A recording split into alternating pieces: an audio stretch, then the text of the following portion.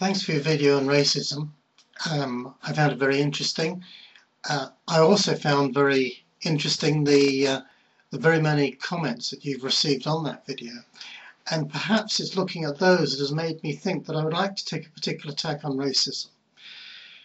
I mean, yes, racism is an issue, and it's an issue within each of our hearts, but I think it actually goes deeper than just colour. It isn't a question of black and white or what have you anymore. I don't think it ever was. Because why is it that even when you look into history, that for example in a country like England, you would get extreme rivalry between two villages adjacent, one to another.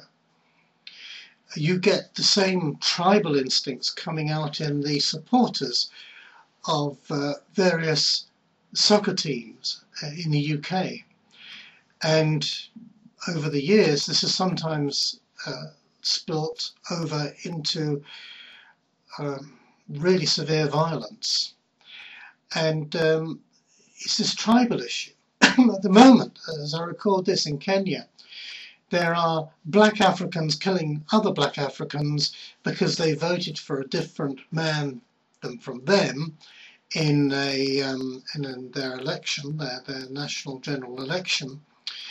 The key thing being that one candidate is from one tribe and one from another tribe. That's been a feature of African countries, African life for many years, as it has been in other places in the world. But I just want to tell you something that I said in part in another video on another subject, but I think it's relevant to this.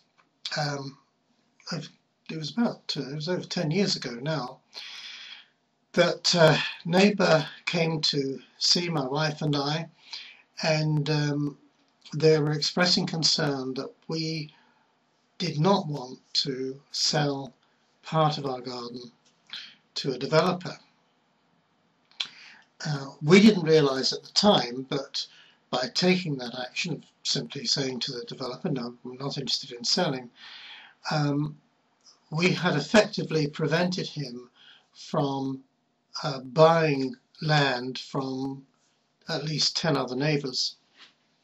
And this person was concerned about this because frankly they wanted the money, and that's fine. I mean, that's what they wanted.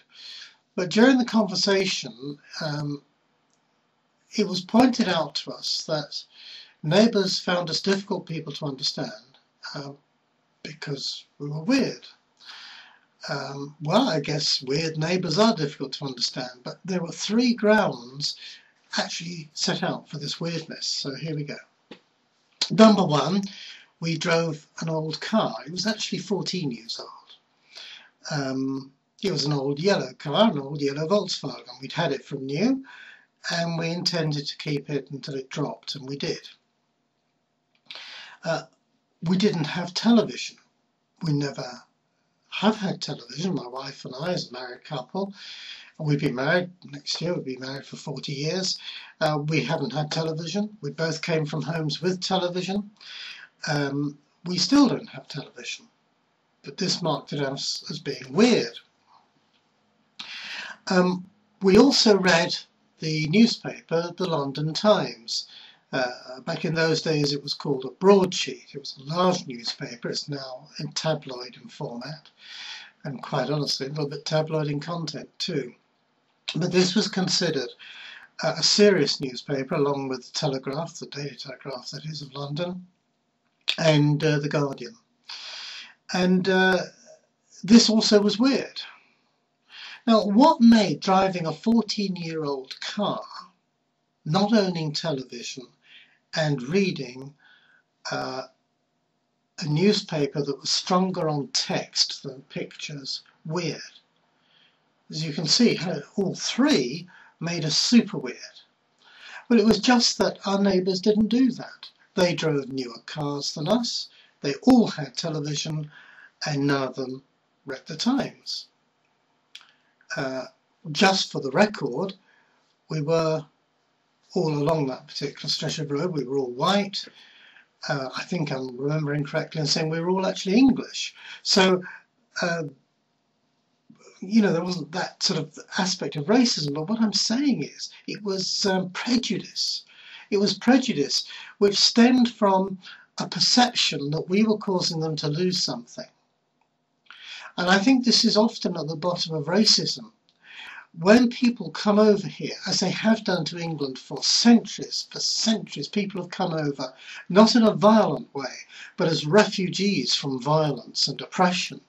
People have streamed into this country at various times in histories. We had the Huguenots from France, persecuted out of France by Roman Catholics. We've had Russian Jews escaping the pogroms in Russia, or the pogroms in Russia at the end of the 19th century, beginning of the 20th century. We've had Poles coming in as a result of the German invasion of Poland and the Russian invasion of Poland, for that matter, during the Second World War. We've had Italians who were economic migrants after the war coming over to work actually in the town where I live.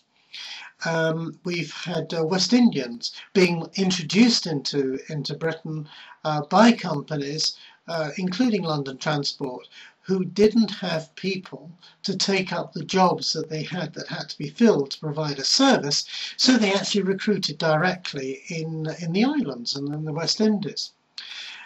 We've had migrants from oppressions like the East African Asians who were driven out of Uganda by General Amin. And all of these people came in and to a varying degree could be seen as a threat.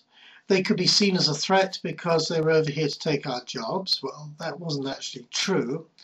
They're over here really in many cases to enter into jobs that they'd already obtained overseas through normal recruiting procedures by British companies. But you see, they did things that were unusual to us. They might dress differently, apart from looking differently, and they also act differently. And these can always be a threat to people.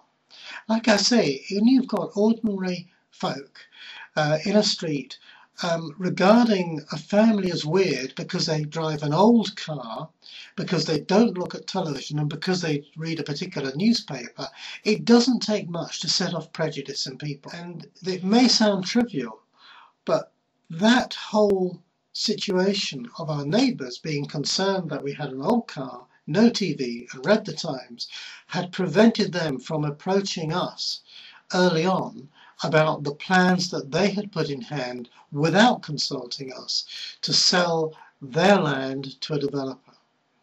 And tension and issues were caused simply because those prejudices, simple as they were against us, were a barrier that they put up.